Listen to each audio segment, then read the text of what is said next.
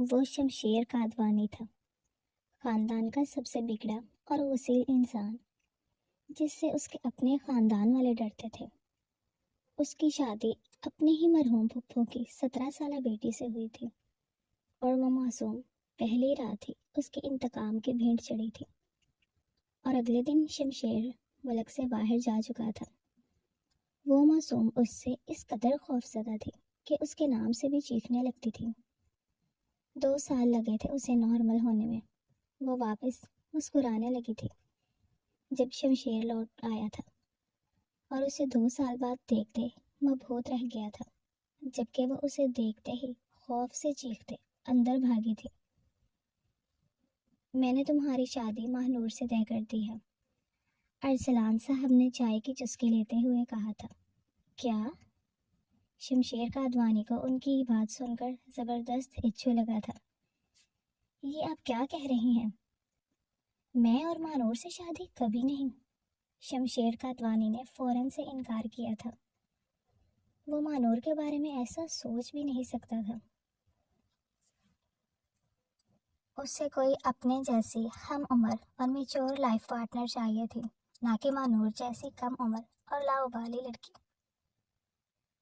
میں نے تم سے پوچھا نہیں، بلکہ تمہیں اپنا فیصلہ سنایا ہے۔ کیا کمی ہے مانور میں جو تم اس قسم کا ری ایکشن دے رہے ہو؟ ارسلان صاحب نے سوال کیا تھا۔ کمی؟ سیریسلی بابا، آپ پوچھ رہے ہیں کہ اس میں کمی کیا ہے؟ آپ مجھے کوئی ایک گن بتا دیں جو اس میں موجود ہو۔ نہ شکل صورت ہے اور نہ ہی رنگ روپ، بات کرنے تک کی تمیز نہیں ہے اس میں۔ شمشیر قادوانی نے ایک ساتھ مانور کی کئی کمیاں گنوائی تھیں۔ مانور کا سارا بچپن غربت میں گزرا تھا۔ اسے بڑے لوگوں میں اٹھنے بیٹھنے کا کوئی سلیقہ نہیں تھا، جبکہ شمشیر قادوانی کا سوشل سرکل بہت بڑا تھا۔ اسے آئے روز بزنس پارٹیز میں جانا ہوتا تھا۔ اگر اس کی شادی مانور سے ہو جاتی تو وہ کس طرح اس گنوار لڑکی کو لے کر اپنے سرکل میں جاتا اور کس طرح انہیں اپنے سرکل میں ملواتا؟ اس کو اپنے ساتھ لے کر جانا سراسر اپنی بے عزتی تھی۔ وہ اس بارے میں سوچ بھی نہیں سکتی تھی۔ یہ میری زندگی ہے بابا، آپ میری زندگی کا اتنا بڑا فیصلہ میری مرضی کے بغیر نہیں کر سکتے، شمشیر قادوانی نے بھڑکتے ہوئے کہا تھا۔ آواز نیچی رکھو شمشیر، تم یہ بات مت بھولو کہ تمہاری یہ زندگی میری ہی مرہون منت ہے۔ میں تمہاری زندگی کا جو فیصلہ بھی کرنا چاہوں کر سکتا ہوں، اس میں مجھے تمہاری اجازت کی ضرورت نہیں ہے، ارسلان صاحب نے بھی غصے سے اسے کہا تھا۔ شمشیر قادوانی غصے میں پورے خاندان میں مشہور تھا۔ وہ غصے کا انتہائی تیز تھا۔ سب لوگ ہی اس کے غصے سے پناہ مانگتے تھے، مگر ارسلان صاحب بھی اسی کے باپ تھے۔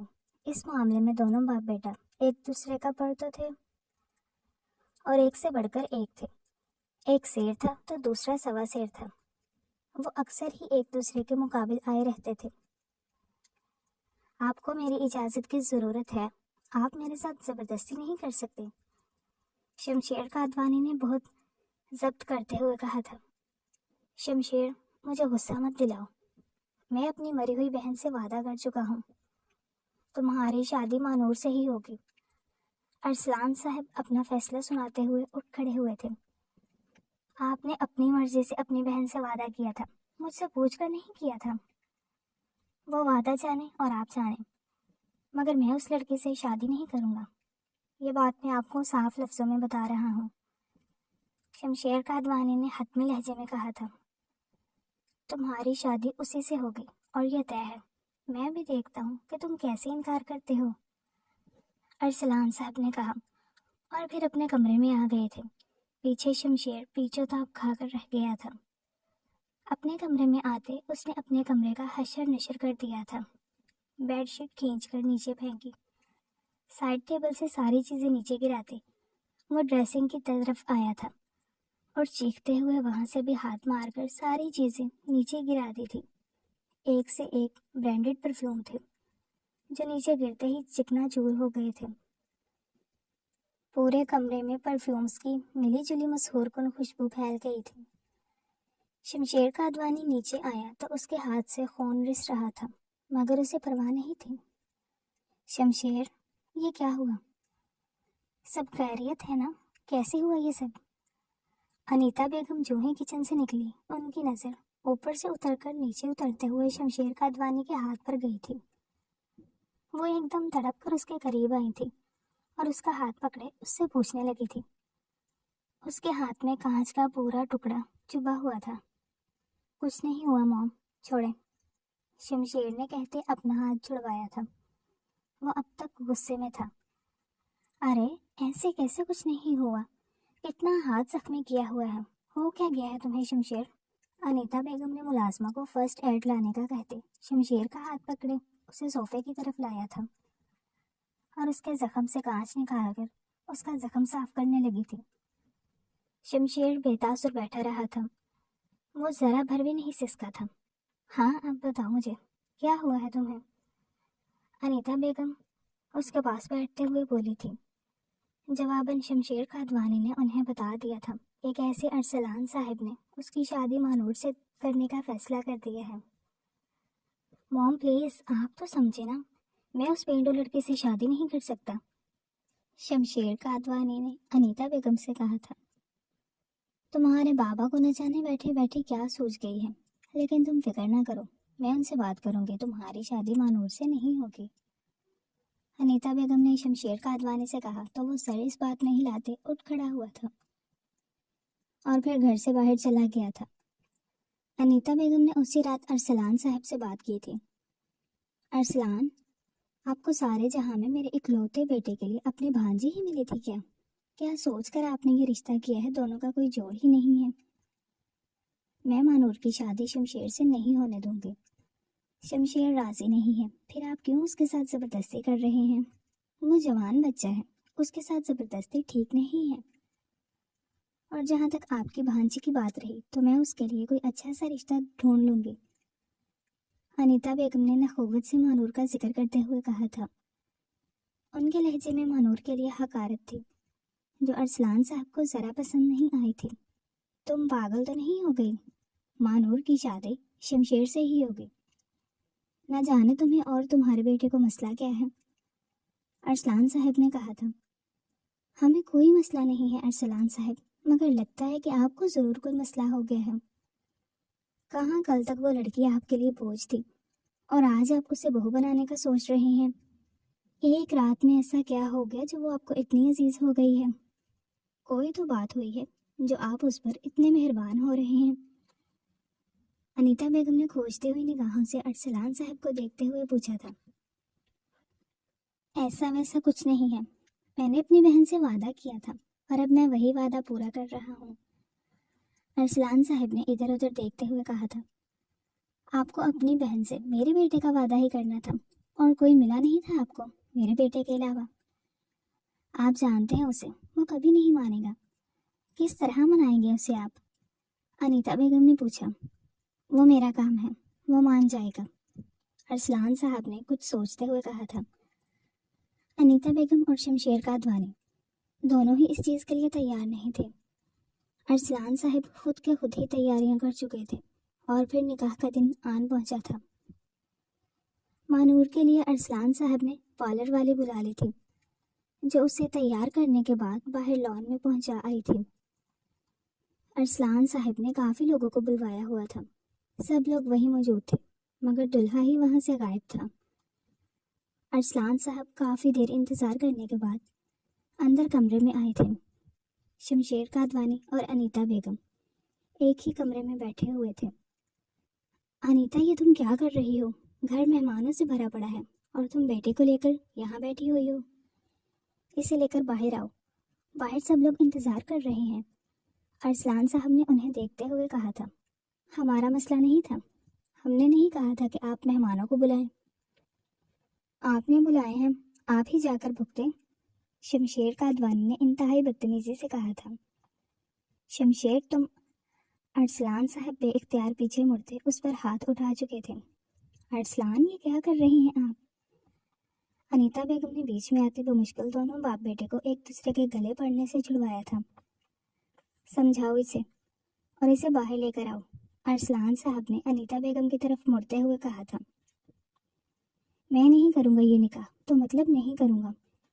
میں بھی دیکھتا ہوں کہ آپ میرے ساتھ زبردستی کیسے کر سکتے ہیں، شمشیر قادوانی نے کہا تھا۔ کر سکتا ہوں، بالکل کر سکتا ہوں، میری بات کان کھول کر سن لو۔ اگر تم اگلے 5 منٹ میں باہر نہیں آئے اور نکاح نہیں کیا تو میں تمہاری ماں کو طلاق دے کر گھر سے نکال دوں گا اور تمہیں جائیداد سے آگ کر دوں گا۔ ارسلان صاحب نے شمشیر قادوانی کی آنکھوں میں دیکھتے ہوئے اسے دھمکی دی تھی، جسے سن کر شمشیر قادوانی کے چہرے پر مسکراہٹ آئی تھی۔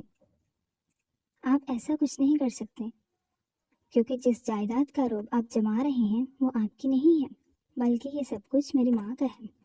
آپ مجھے اس کا رعب جمائیے گا جو آپ کا ہو۔ شمشیر قادوانی نے ان پر گہرا وار کیا تھا۔ بات بھی سچ ہی تھی، ارسلان ایک غریب خاندان سے تھے۔ اس وقت انیتا بیگم نے ارسلان صاحب کے اخلاق سے متاثر ہو کر انہیں اپنے ہمسفر کے طور پر اپنی زندگی میں شامل کرنے کا فیصلہ کیا تھا، مگر شادی کے چند ہی عرصے بعد انیتا بیگم پر ارسلان صاحب کی حقیقت کھل گئی تھی۔ وہ جیسے نظر آتے تھے ویسے بالکل بھی نہیں تھے۔ ان کے ایک ساتھ کتنے ہی چہرے تھے۔ ہاں ہاں ہاں ہاں، ارسلان صاحب نے ایک زوردار قہقہہ لگایا تھا، جس پر شمشیر قادوانی اور انیتا بیگم دونوں ہی پریشان ہوئے تھے۔ میں نے تمہیں یہ بات نہ بتانے کا سوچا ہے، مگر اب وقت ایسا آ گیا ہے، مجبوراً مجھے یہ بات تم دونوں کو بتانی پڑ رہی ہے۔ وہ کیا ہے نا کہ یہ بنگلہ، بینک بیلنس، بزنس، کاروبار سب کچھ تمہاری ماں کا تھا، مگر اب نہیں ہے۔ اب یہ سب کچھ میرا ہے۔ میں نے ان سب کی پاور آف اٹارنی اپنے نام کروا لی ہے۔ اب یہ سب کچھ میرا ہے، اس لیے اب اگر تم دونوں سڑک پر نہیں آنا چاہتے تو فوراً سے نیچے آ جانا۔ ارسلان صاحب نے ان دونوں کی طرف فاتحانہ مسکراہٹ اچھالی تھی اور کمرے سے چلے گئے تھے۔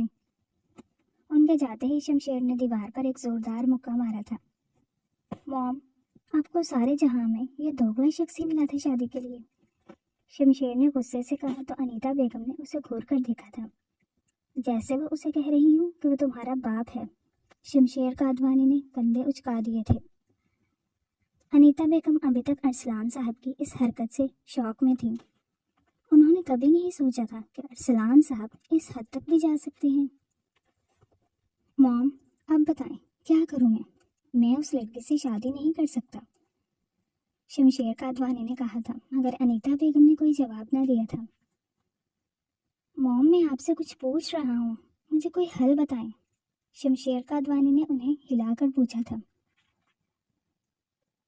وقتی کوئی حل نہیں ہے شمشیر، جیسا تمہارا باپ کہہ رہا ہے وقتی طور پر تم ویسے ہی کرو، کیونکہ اس کے علاوہ ہمارے پاس کوئی چارہ نہیں ہے۔ وہ پاگل آدمی کہیں سچ میں ہی ہمیں گھر سے نہ نکال دے۔ انیتا بیگم نے اسے کہا تھا۔ موم، آپ بھی بجائے میرے ساتھ دینے کے یا مجھے کوئی حل بتانے کے، آپ مجھے کہہ رہی ہیں کہ میں اس گنوار لڑکے سے شادی کر لوں۔ ایسا نہیں ہو سکتا موم، یہ نہیں کر سکتا میں۔ اس سے شادی کر کے میں نے اپنی زندگی برباد نہیں کرنی، شمشیر قادوانی نے کہا تھا۔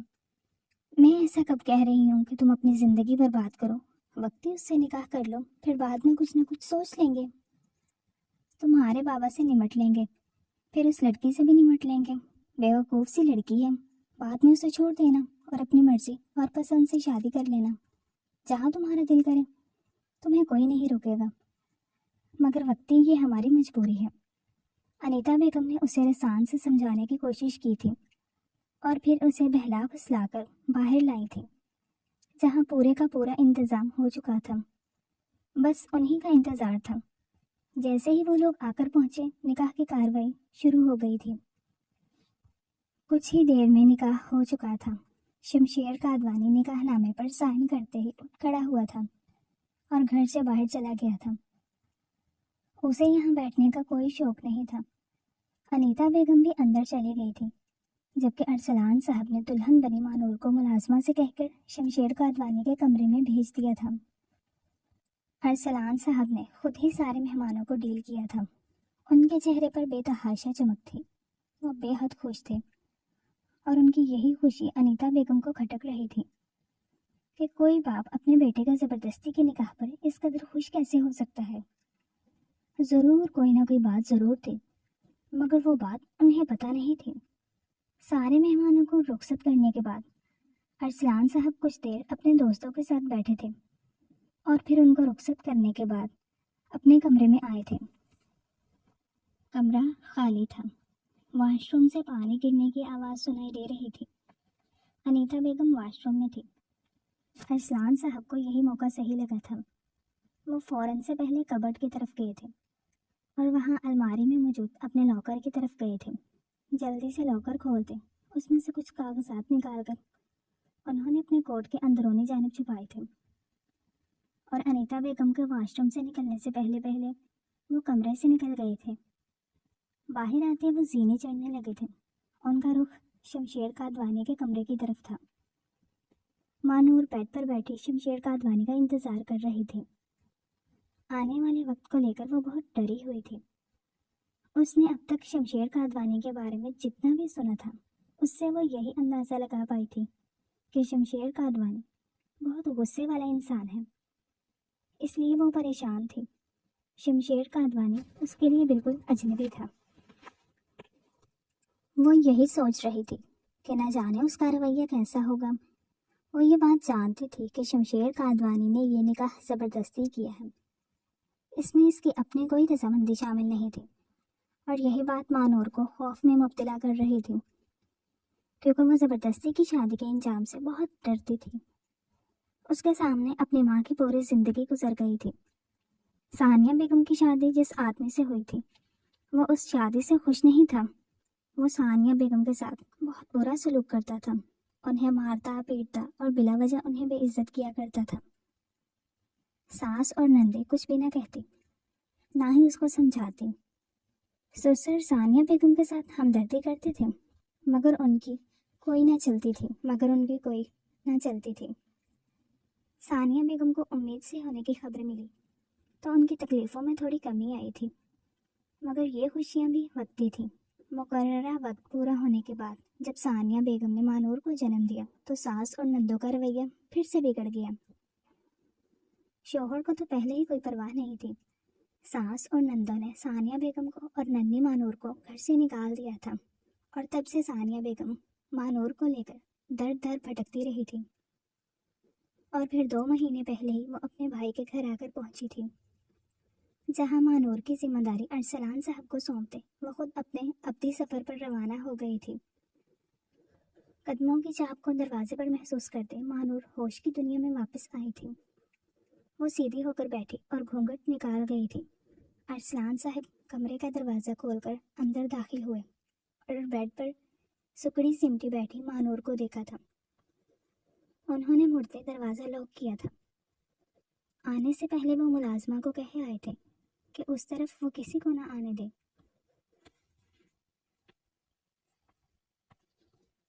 وہ دھیرے دھیرے قدم لیتے بیڈ کے قریب آئے تھے اور اس سے تھوڑے فاصلے پر بیٹھ گئے تھے۔ ماموں آپ یہاں؟ مانور اپنے سامنے ارسلان صاحب کو دیکھ کر حیران ہوئی تھی اور پھر نامحسوس سے انداز میں پیچھے کھسک گئی تھی۔ کیوں میں یہاں نہیں آ سکتا کیا؟ میں جانتا ہوں کہ تم شمشیر کی منتظر تھی، وہ بھی آ جائے گا، مگر اس سے پہلے کچھ میری خدمت بھی تو کر لو۔ میں نے تمہیں اپنے گھر میں بنا دی ہے، تمہیں سڑک سے اٹھا کر محلوں کی رانی بنایا، اپنے بیٹے سے تمہارا نکاح کروایا۔ یہ سب تو تم نے کبھی خواب میں بھی نہیں سوچا ہوگا کہ تم اتنے بڑے گھر کی بہو بن سکتی ہو۔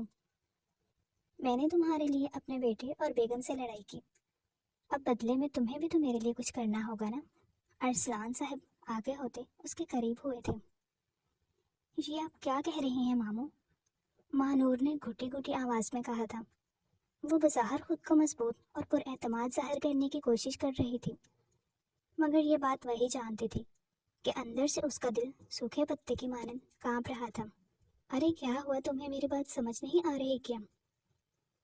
ویسے بہت ہی بے وقوف ہو تم، میں تو اتنی آسان زبان میں تمہیں سمجھا رہا تھا، مگر لگتا ہے کہ تم انتہائی کن ذہن ہو۔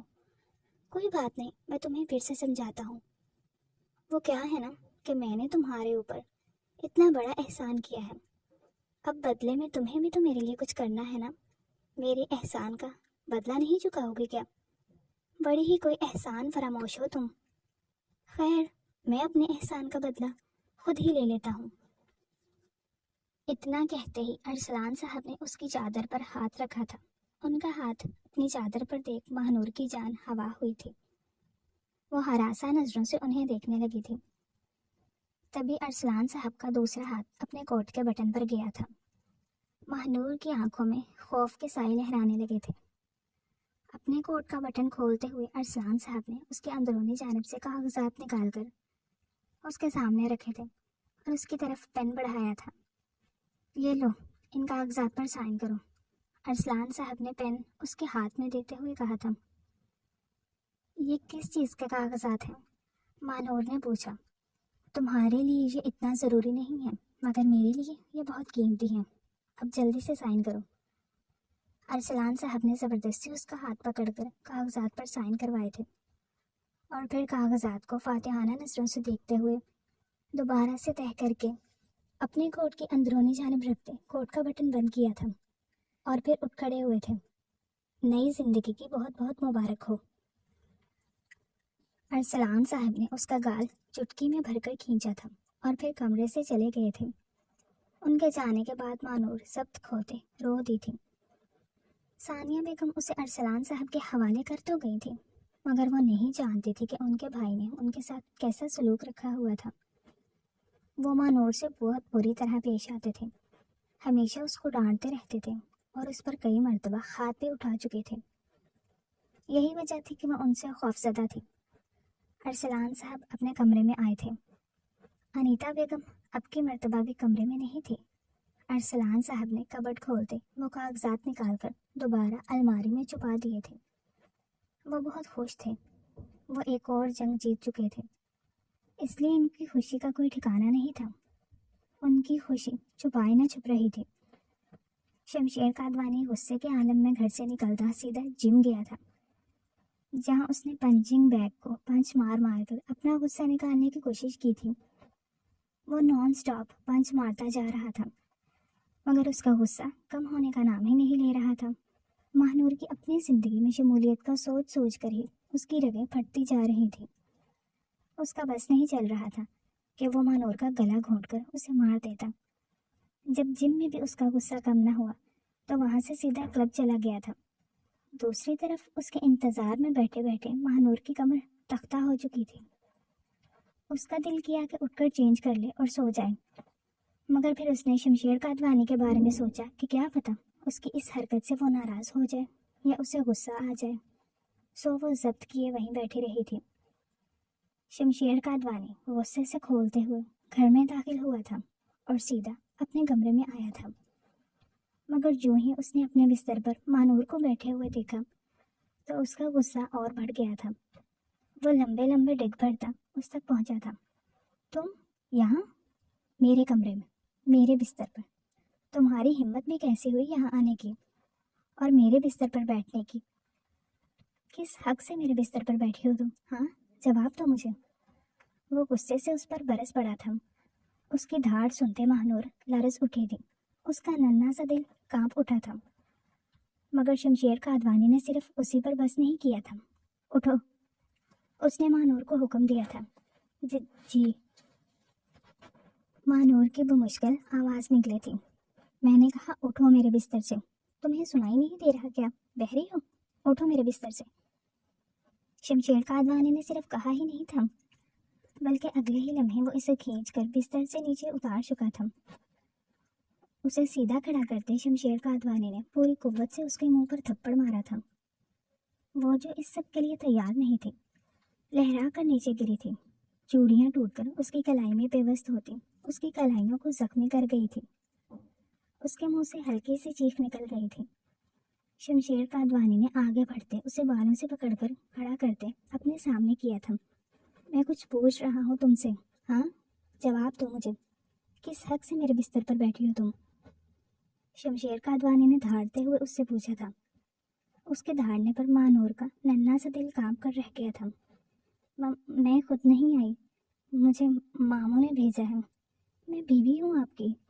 ماہنور نے آنکھیں بند کرتے کہا تھا کہ شاید یہ بات سن کر اس کی جان خلاصی ہو جائے گی، مگر وہ یہ نہیں جانتی تھی کہ یہ بات کر کے وہ اپنے لیے کتنی بڑی مشکل تیار کر چکی ہے۔ آنکھیں کھولو، شمشیر قادوانی نے اسے حکم دیا تھا۔ مگر مانور نے آنکھیں کھولنے کی بجائے مزید میچ لی تھی۔ میں نے کچھ کہا ہے تم سے؟ بہری ہو کیا؟ آنکھیں کھولو اپنی۔ اس مرتبہ شمشیر قادوانی نے کہتے ساتھ اس کے بالوں کو زور سے جھٹکا دیا تھا۔ مانور کو درد ہوا تھا۔ وہ اپنی آنکھیں کھول گئی تھی۔ ہاں بتاؤ، کیا کہہ رہی تھی تم کہ تم میری بیوی ہو؟ تمہیں پتہ بھی ہے کہ بیوی کیا ہوتی ہے اور اس کے کیا فرائض ہوتے ہیں؟ اس کو اوپر سے لے کر نیچے تک دیکھتے ہوئے شمشیر قادوانی نے معنی خیزی سے کہا تھا۔ اس کا لب و لہجہ ایک دم بدلا تھا۔ اس کی بدلتی ٹون دیکھ کر مانور کی ریڑھ کی ہڈی میں سنسناہٹ ہوئی تھی۔ وہ اس سے اپنا آپ چھڑوانے لگی تھی، مگر شمشیر قادوانی کی گرفت اس پر مضبوط ہو گئی تھی۔ اس نے اسے ایک جھٹکے سے بیڈ پر پھینکا تھا اور اپنی شرٹ کے بٹن کھولتے شرٹ دور اچھالی تھی اور بیڈ کی طرف آیا تھا۔ نہیں نہیں، پلیز ایسا نہ کریں، پلیز مجھے جانے دیں۔ میں آئندہ آپ کے کمرے میں نہیں آؤں گی اور نہ ہی آپ کے بستر پر آؤں گی، مجھے جانے دیں، وہ بوکھلاتے ہوئے کہنے لگی تھی اور ہاتھ جوڑ کر اس سے اپنی جان بخشی کی معافی مانگنے لگی تھی۔ ساتھ ہی ساتھ وہ پیچھے کی طرف کھسکتی جا رہی تھی، یہاں تک کہ وہ بیڈ گراؤنڈ سے جا لگی تھی۔ شمشیر قادوانی اس کے اوپر جھکتے اس کے دائیں بائیں ہاتھ رکھ دیا تھا۔ مانور نے روتے ہوئے دونوں طرف دیکھا تھا۔ اس کے فرار کی تمام راہیں بند ہو چکی تھی۔ شمشیر قادوانی پر اس کی کسی التجا کا اثر نہ ہوا تھا۔ وہ بیچاری اپنی شادی کی پہلی ہی رات اس کے غصے کی بھینٹ چڑھ گئی تھی۔ پوری رات کمرے میں اس کی چیخیں گونجتی رہی تھی، مگر شمشیر قادوانی حیوان بنا رہا تھا۔ صبح جب وہ اٹھا تو اس کی نظر اپنے پہلو میں سوئی ہوئی مانور پر پڑی تھی، جو اس کے ناروا سلوک کے بعد نڈھال ہو کر پڑی ہوئی تھی۔ وہ ہوش و حواس سے بیگانہ تھی۔ شمشیر قادوانی یہ بات جانتا تھا، مگر اس کے لیے یہ بات اہمیت نہیں رکھتی تھی۔ وہ فریش ہو کر آیا اور پھر اپنا موبائل لے کر بالکنی میں چلا گیا۔ واپس آیا تو اس کا موڈ کافی حد تک خوشگوار ہو چکا تھا۔ اس نے الماری کھولتے اپنی پیکنگ کی تھی اور پھر انیتا بیگم کو اپنے جانے کے بارے میں میسج کرتا گھر سے نکل گیا تھا۔ ٹھیک 1 گھنٹے کے بعد وہ ایئرپورٹ سے لندن کے لیے فلائی کر گیا تھا۔ انیتا بیگم نے صبح 10 بجے کے قریب اس کا میسج دیکھا تھا اور پھر فریش ہوتے باہر آئی تھی۔ ارسلان صاحب گھر پر نہیں تھے، نہ جانے وہ آج کل کون سے چکروں میں تھے۔ انیتا بیگم چاہ کر بھی ان کی سوچ تک نہیں پہنچ پا رہی تھی۔ وہ ارسلان صاحب کو ایک اچھا انسان سمجھتی تھی، تبھی خود کروڑ پتی ہونے کے باوجود انہوں نے غریب ارسلان صاحب کو اپنے ہمسفر کے طور پر چنا تھا۔ مگر ارسلان صاحب کی اچھائی کا مکھوٹا جلد ہی اتر گیا تھا اور انیتا بیگم کے سامنے ان کا اصلی چہرہ آ گیا تھا۔ وہ ان کو چھوڑ دینا چاہتی تھی، مگر پھر شمشیر قادوانی ان کے راہ کی زنجیر بن گیا تھا۔ وہ اپنے بیٹے کی خاطر ارسلان صاحب کو قبول کرنے کے لیے تیار ہو گئی تھی اور اب تک ان کے ساتھ اپنا رشتہ نبھا رہی تھی، مگر اب وہ ارسلان صاحب کے رویے اور حرکتوں سے سخت دل برداشتہ ہو چکی تھی۔ وہ سوچ بھی نہیں سکتی تھی کہ ارسلان صاحب ان کو دھوکہ دے کر ان کی ساری پراپرٹی اپنے نام کروا سکتے ہیں۔ رات میں اس بات پر ان کی ارسلان صاحب کے ساتھ خوب بحث اور لڑائی ہوئی تھی، اور یہ لڑائی تھپڑ پر ختم ہوئی تھی۔ ارسلان صاحب نے انیتا بیگم پر ہاتھ اٹھایا تھا، اور یہ بھی کوئی نئی بات نہیں تھی، اس سے پہلے بھی ایسا ہو چکا تھا۔ ملازمہ نے انیتا بیگم کے سامنے ناشتہ لا کر رکھا تھا۔ مانور کہاں ہے؟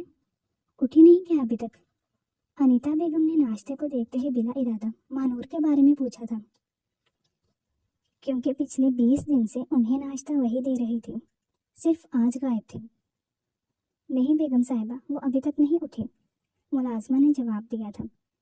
چائے پیتی انیتا بیگم کو حیرت ہوئی تھی۔ اچھا، کیا بات ہے، اس لڑکی نے تو ایک ہی دن میں خود کو مالکن سمجھنا شروع کر دیا ہے۔ حالانکہ میں کل سمجھا کر بھی آئی تھی، لیکن لگتا ہے کہ یہ کتے کی دم ہے جو ہمیشہ ٹیڑھی رہتی ہے۔ خیر، جاؤ جگاؤ اسے اور اسے کہو میں بلا رہی ہوں اسے، انیتا بیگم نے حکم نامہ جاری کیا تھا۔ ملازمہ سر اس بات میں ہلاتے ہوئے اوپر کی جانب بڑھ گئی تھی، مگر وہ جس سپیڈ سے اوپر گئی تھی چند ہی سیکنڈ بعد انہی قدموں بھاگتے ہوئے واپس نیچے آئی تھی۔ اس کا سانس بری طرح پھولا ہوا تھا اور وہ بری طرح سے ہانپ رہی تھی، جبکہ چہرے کے سارے رنگ اڑے ہوئے تھے۔ کیا ہوا نازو؟ कोई भूत देख लिया है क्या? उसकी हालत देखकर अनीता बेगम ने पूछा था। वो बेगम साहिबा ऊपर चलकर देखें, वो मानूर वो मर गई है, मुलाजमा ने एक ही सांस में कहा था। क्या? अनीता बेगम के हाथ से चाय का कप छूटकर नीचे गिरा था और छन्नाके की आवाज से टूट गया था। किरचियां इधर उधर बिखर गई थी और चाय फर्श पर फैलती चली गई थी। ये क्या बकवास कर रही हो नाजो, ऐसे कैसे मर गई वो? अनीता बेगम ने पूछा और फिर सीढ़ियों की जानिब बढ़ी थी। नाजो उनके साथ ही थी। दोनों आगे पीछे कमरे में दाखिल हुई थी, मगर सामने का मंजर देखकर अनीता बेगम ने बेइख्तियार अपने मुंह पर हाथ रखा था। सामने ही बेड पर मानूर लुटे पुटे उजड़े हाल में पड़ी हुई थी। हमेशा गुलाबियां छलकाने वाला चेहरा इस वक्त शदीद जर्द पड़ा हुआ था। यूं लग रहा था कि जैसे उसमें खून का एक कतरा तक न बचा हो। उसकी हालत चीख चीख कर उस पर हुए जुल्म की दास्तान सुना रही थी। उसकी हालत देखकर अनीता बेगम दहल कर रह गई थी। उन्होंने कभी नहीं सोचा था कि शमशेर कादवानी अपने गुस्से में इस हद तक भी जा सकता था। मैं क्यों ये बात भूल गई कि वो भी अरसलान कादवानी का बेटा है, जो बिल्कुल उसके जैसा है। इसमें और उसके बाप में बिल्कुल फर्क नहीं है। अनीता बेगम ने अफसोस से सर हिलाते हुए कहा था और फिर चलते हुए मानूर के करीब आई थी ताकि देख सके कि वो जिंदा भी है या नहीं। उसके पास बैठते उन्होंने उसकी सांसें चेक की थी जो रुक चुकी थी। नब्ज टटोली, मगर यहाँ भी नाकामी हुई थी। वो उसके सीने पर झुकी थी। उसकी मध्यम सी धड़कन उन्हें महसूस हुई थी, जो हर लम्हा गुजरने के साथ मध्यम बढ़ती जा रही थी। नाजो, मेरा फ़ोन लेकर आओ जल्दी, अनीता बेगम ने सीधे होते नाजो से कहा था।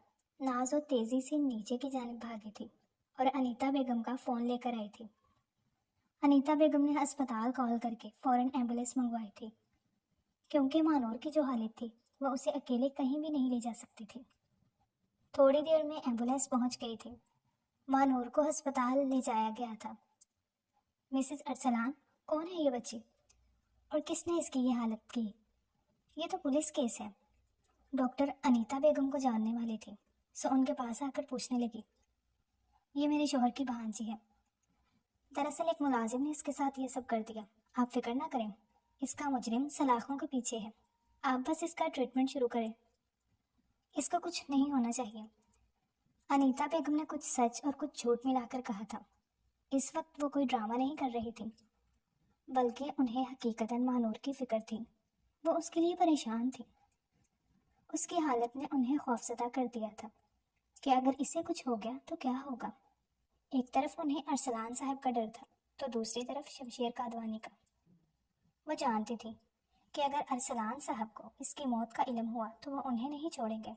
दूसरी तरफ उसकी मौत की वजह से शमशेर कादवानी भी फंस सकता था। इसलिए वो नहीं चाहती थी कि मानूर को कुछ हो, लेकिन डॉक्टर्स ने उसकी हालत बहुत सीरियस बताई थी। डॉक्टर, कैसी है वो?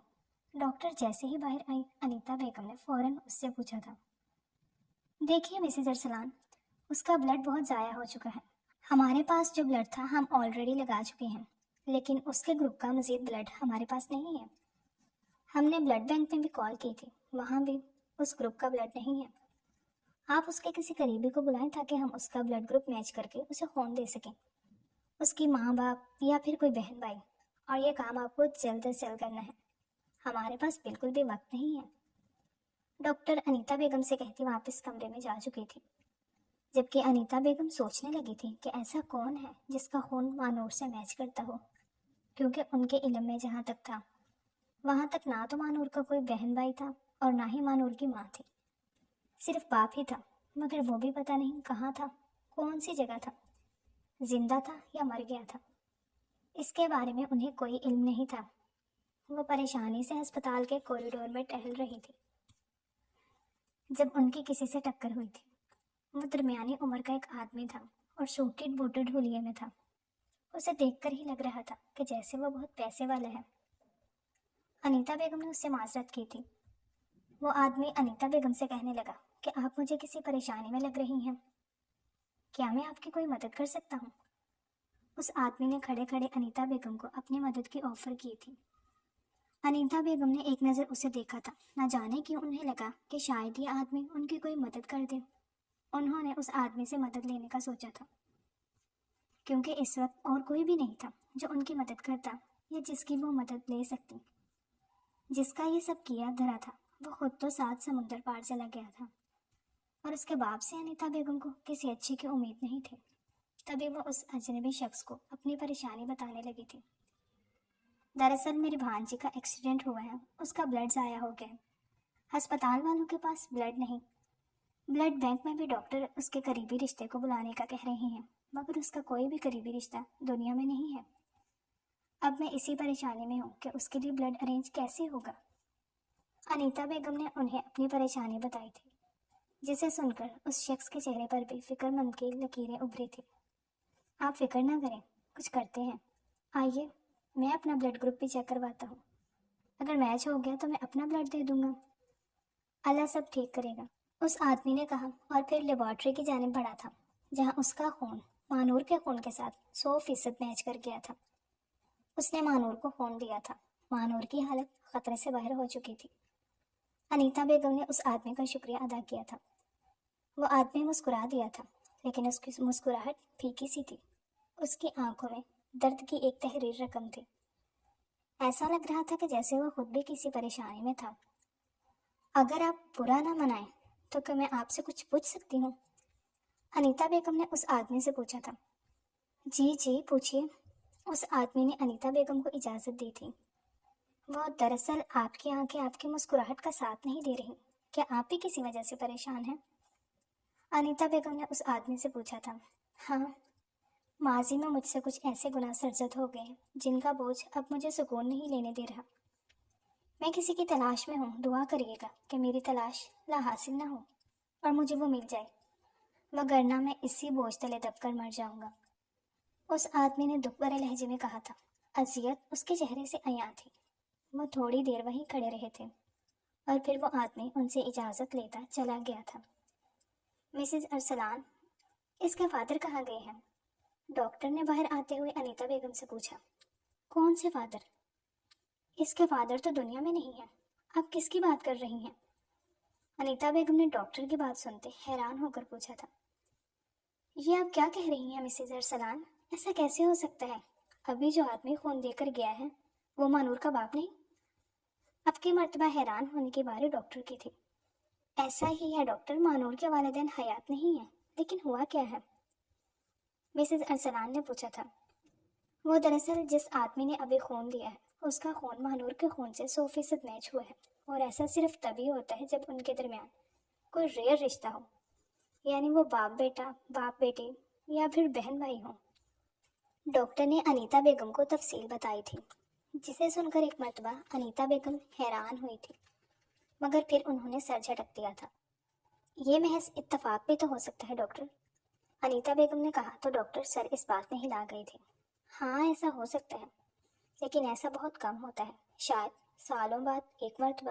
بہرحال مانور کو 3 سے 4 دن تک ہسپتال میں ہی رکھنا ہے، اس کے بعد آپ اسے گھر لے جا سکیں گے، وہ بھی اس صورت جب اس کی مینٹل کنڈیشن ٹھیک ہوئی تو۔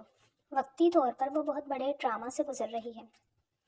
اس کی مینٹل کنڈیشن ٹھیک نہ ہے، وہ اٹھتے ساتھ ہی چیخنے چلانے لگی تھی اور خود کو نوچنے لگی تھی۔ میں نے بہت مشکل سے نیند کا انجیکشن انجیکٹ کیا ہے، ڈاکٹر نے انیتا بیگم سے کہا تو انیتا بیگم نے دل ہی دل میں شمشیر کادوانی کو برا بھلا کہا تھا۔ بھلے ہی وہ ان کا بیٹا تھا، مگر اس کی اس حرکت نے انہیں بے تحاشا دکھ دیا تھا۔ انہیں اس وقت مانور سے ہمدردی محسوس ہو رہی تھی۔ وہ جانتی تھی کہ اس وقت اس بیچارے کی کیا حالت ہوگی۔ 4 دن کے بعد مانور کو ہسپتال میں 10 دن ہو چکے تھے۔ اس کے جسمانی زخم تو بھر چکے تھے، لیکن اس کی ذہنی حالت ٹھیک نہ ہو رہی تھی۔ ہوش میں آتے ہی وہ چیخنا چلانا شروع کر دیتی تھی اور خود کو زخمی کر دیتی تھی۔ وقت گزرتا گیا تھا۔ اس کا مینٹل ٹراما بہت گہرا تھا۔ ڈاکٹر کے مطابق اسے اس ٹراما سے نکلنے میں بہت وقت لگنا تھا، اور ہوا بھی یوں ہی تھا۔ اسے اس ٹراما سے نکلتے نکلتے پورے 2 سال لگ گئے تھے۔ 2 سال کے بعد وہ مشکل سے کچھ ٹھیک ہوئی تھی، اور اس میں زیادہ ہاتھ ڈاکٹر افنان کا تھا۔ ڈاکٹر افنان کی اس سے ملاقات ہسپتال میں ہی ہوئی تھی۔ بعد میں ڈاکٹر افنان نے اس کا کیس پوری طرح سے اپنے ہاتھ میں لے لیا تھا۔ وہ اس کے گھر بھی آتا جاتا رہتا تھا۔ اسے مانور پہلی ہی نظر میں بھا گئی تھی، مگر جب اسے اس کے شادی شدہ ہونے کا علم ہوا تو وہ دل محسوس کر رہ گیا تھا۔ مگر پھر اس نے یہ سوچ کر خود کو مطمئن کر لیا کہ شاید وہ میری قسمت میں ہی نہیں تھی۔ اس نے اس کا علاج کرنا نہ چھوڑا تھا۔ ان کی کوششوں کی وجہ سے ہی مانور دوبارہ زندگی کی طرف لوٹ آئی تھی اور مسکرانے لگی تھی۔ ارسلان صاحب نہ صرف انیتا بیگم کو دھوکہ دیا تھا بلکہ انہوں نے اپنی مرحوم بہن کو بھی نہ بخشا تھا۔ ان کی مرحوم بہن مرنے سے پہلے کچھ کاغذات ان کے حوالے کر کے گئی تھی۔ وہ کاغذات 20 مرلے کے پلاٹ کے تھے جو مانور کے دادا نے اس کے نام کیا تھا۔ اس کی ماں نے وہ بچا کر رکھا تھا کہ صحیح وقت آنے پر وہ مانور کو دے دے گی، مگر صحیح وقت آیا ہی نہیں تھا۔ ارسلان صاحب پر بھروسہ کر کے اس نے کاغذات ارسلان صاحب کو دے دیے تھے، مگر ارسلان صاحب نے اس کا نکاح کرواتے ہی اس سے پلاٹ کے کاغذات پر سائن کرواتے پلاٹ اپنے نام کروا لیا تھا۔ یہ سارا پیسہ وہ جوئے میں لگا رہے تھے۔ انیتا بیگم بیمار رہنے لگی تھی۔ اس دوران انہوں نے شمشیر کادوانی سے رابطہ کرنے کی بہت کوشش کی تھی، مگر شمشیر کادوانی نے گزرے 2-2.5 سالوں میں ایک مرتبہ بھی گھر کے کسی بھی فرد سے رابطہ نہیں کیا تھا۔ جانے کیسا بے حس شخص تھا وہ۔ ایک روز مانور لان میں بیٹھی ہوئی تھی جب شمشیر کادوانی گھر میں داخل ہوا۔ اس کی نظر مانور پر پڑی تو وہ مبہوت رہ گیا۔ وہ بے حد خوبصورت ہو چکی تھی۔ وہ بے اختیار ہی اس کی جانب بڑھا تھا۔ بابا، اٹس یور ہوم؟ تبھی ایک 1.5 سالہ بچہ شمشیر کے پاس آتے ہوئے پوچھنے لگا تھا۔ اس کی آواز سن کر مانور نے سر اٹھا کر دیکھا تھا۔ شمشیر کادوانی پر نظر پڑتے ہی وہ خوف سے کانپنے لگی تھی اور چیختے ہوئے اندر کی جانب بھاگی تھی۔ شمشیر کادوانی بھی اس کے پیچھے بھاگا تھا۔ اس کی چیخیں سن کر اندر بیٹھی انیتا بیگم اور ڈاکٹر افنان دونوں باہر آئے تھے۔ مانور چیختے ہوئے بھاگ کر ڈاکٹر افنان کے سینے سے لگ گئی تھی۔ ڈاکٹر افنان کی تو جیسے دھڑکنیں ہی تھم گئی تھی۔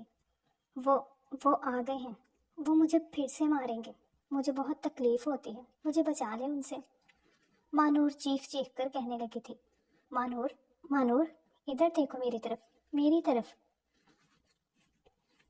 میری طرف مڑو، کوئی تمہیں کچھ نہیں کہے گا، میں ہوں نا یہاں، کوئی کچھ نہیں کہے گا تمہیں، تم ریلیکس رہو۔